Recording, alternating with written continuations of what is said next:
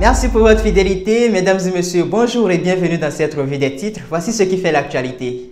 On démarre cette première revue de la semaine avec Info Matin qui titre en manchette de sa parution de OB26 à la nouvelle dynamique pour le progrès, quand la jeunesse se ridiculise en politique. Politique toujours, le journal nous informe que pour les élections générales de 2026, FCBE fourbi ses âmes. Nord-Sud quotidien nous apprend que le rassemblement des kérékouistes compatit suite aux attaques meurtrières dans le Nord et le décès du pape.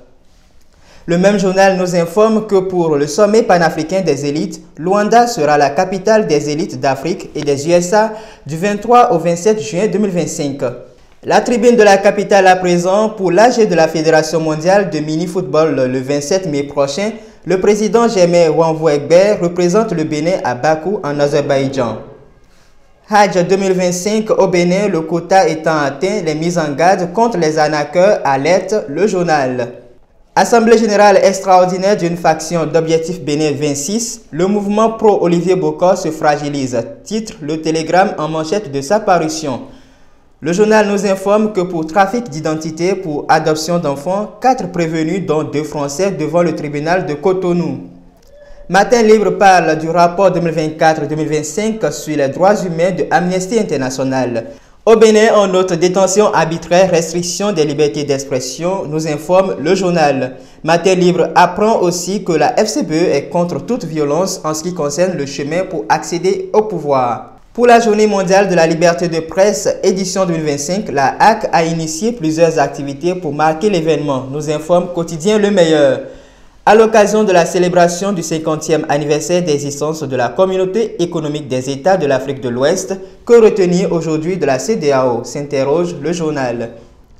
L'informateur, quant à lui, s'est intéressé à l'enseignement supérieur, le pouvoir préoccupé par les EPES, titre le journal en manchette de sa parution.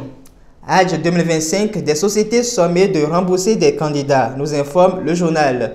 L'actualité s'est intéressée à la politique togolaise. Au Togo, Faure Gnassingbé est désigné président du Conseil des ministres. L'opposition dénonce une manœuvre pour s'éterniser au pouvoir.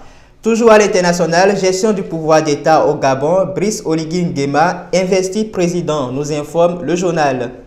Pour finir, une nouvelle expression nous informe que pour des primaires transparentes au sein des démocrates à l'approche de 2026, Nouroudine Saka Saleh plaide pour des primaires équitables et loyales. Première session 2025 du réseau des maires, les communes relancent la lutte contre les microfinances illégales, nous informe le journal. Et c'est tout pour cette revue des titres. Merci de nous avoir suivis. Retrouvez en direct la grande édition du journal sur www.hc2tv.bj tous les jours à 13h, 16h, 20h, 23h, à 3h et à 7h du matin. Vous pouvez également la voir en publication sur notre site hc2tv.bj ou sur tous nos canaux digitaux. Bonne semaine de travail à vous.